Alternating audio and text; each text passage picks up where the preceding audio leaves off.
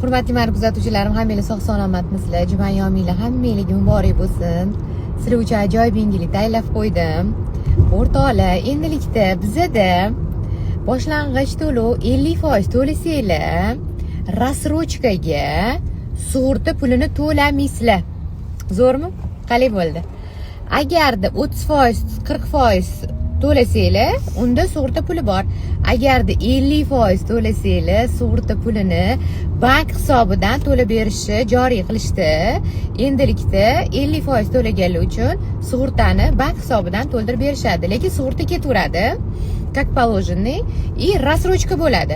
Boshlang'ich to'lov 50% to'laysizlar, sug'urta to'lamaysizlar, bizning xizmat haqimizni berasizlar va sizlar nomingizga rassrochkani rasmiylashtirib beramiz.